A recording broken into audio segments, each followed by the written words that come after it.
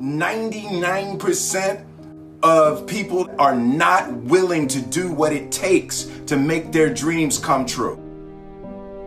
The Marines have a saying, everybody wants to go to heaven, but nobody wants to die. The center of bringing any dream into fruition is self-discipline. Something as simple as food and eating. It's not about your body as much as it is about your mind. It's getting command of your mind to be able to choose actions that are in your own best interest. Every day we are choosing that's not in our own best interest. So if the world is attacking you and the world wants to fight you and the world's trying to hold you down, so you're gonna kick yourself in the balls? So you're gonna stop yourself from getting what you dream.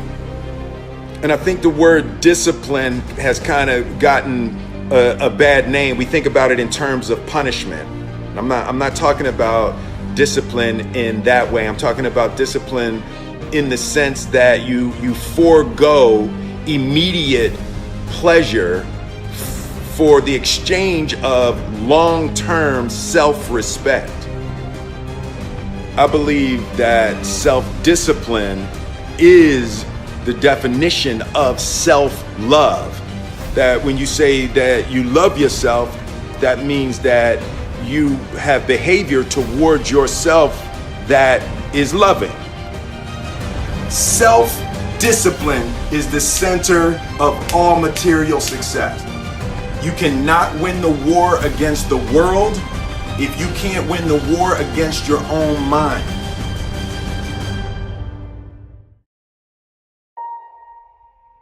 Self-love is when you say to yourself, man, look, I know you and that girl got a real connection. I know y'all vibe, but that's your girl's cousin. So I love you too much to let you do that. It's like you say to yourself, hey man, look, I know you want to eat that pizza and it'll be really good, but I can't let you eat that, man, because if you eat that pizza, you're going to feel like and I love you too much to let you eat that.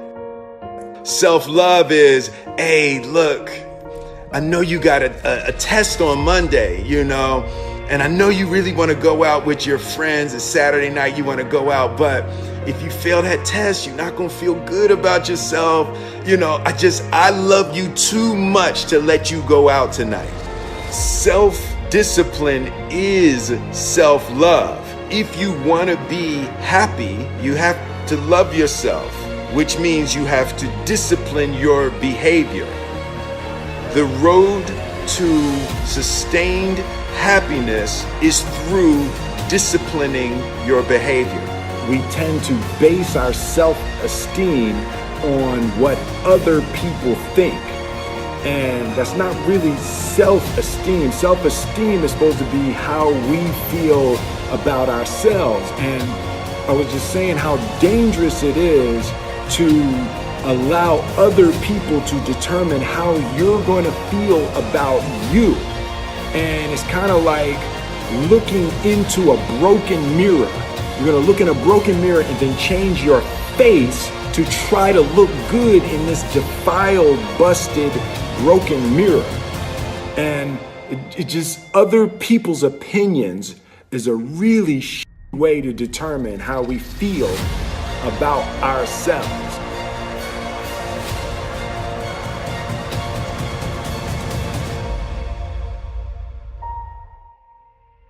It don't matter whose fault it is that something is broken if it's your responsibility to fix it. For example, it's not somebody's fault if their father was an abusive alcoholic, but it's for damn sure their responsibility to figure out how they're going to deal with those traumas and try to make a life out of it. It's not your fault if your partner cheated and ruined your marriage, but it is for damn sure your responsibility to figure out how to take that pain and how to overcome that and build a happy life for yourself.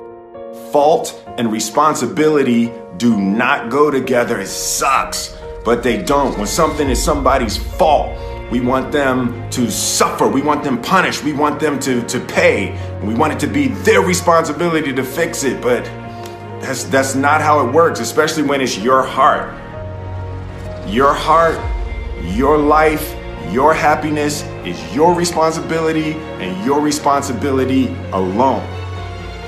As long as we're pointing the finger and stuck in whose fault something is, we're jammed and trapped into victim mode. When you're in victim mode, you are stuck in suffering. The road to power is in taking responsibility. Your heart, your life, your happiness is your responsibility and your responsibility alone. You can make a person smile, you can make a person feel good, you can make a person laugh, but whether or not a person is happy is deeply and totally and utterly out of your control. The prerequisite for spending time with any person is that they nourish and inspire you. They feed your flame. Look at your last 5 text messages. Are those people feeding your flames or dousing your fire? Put your phone down for just a second and look around. Look to the people around you. Are those people throwing logs on your fire or are they pissing on it?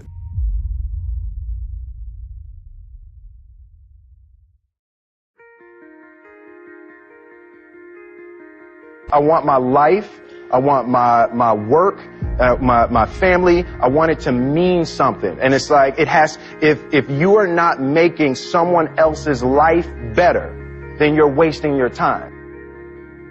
The separation of talent and skill is one of the greatest misunderstood concepts for people who are trying to excel, who have dreams that want to do things. Talent you have naturally. Skill is only developed by hours and hours and hours of beating on your craft. You don't try to build a wall. You don't set out to build a wall. You don't say, I'm going to build the biggest, baddest, greatest wall that's ever been built. You don't start there. You say, I'm going to lay this brick as perfectly as a brick can be laid. There will not be one brick on the face of the earth that's going to be laid better than this brick that I'm going to lay in this next 10 minutes. And you do that every single day. And soon you have a wall. And soon you have a wall.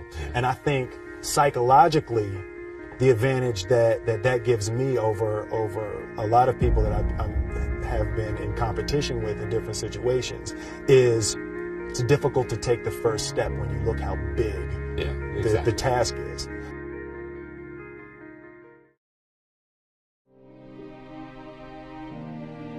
The definition of who I am is very clear to me, and it also redefines who I want to be, in that I know for a fact that I'm stronger than I thought I was.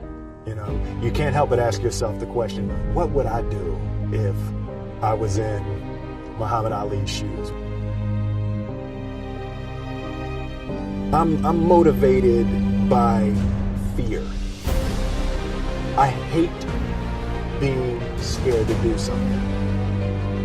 And I think what developed in my early days was the attitude that I started attacking things that I was scared of. Why were you scared in your bed the night before? What do you need that fear for? Just don't go. Why are you scared in your bed 16 hours before you jump? Why are you scared in the car? Why could you not enjoy breakfast? Fear is fear of what? You're nowhere even near the airplane. Everything up to the stepping out, there's actually no reason to be scared. It only just ruins your day. You don't have to jump. And then in that moment, all of a sudden, where you should be terrified is the most blissful experience of your life. And God placed the best things in life on the other side of terror.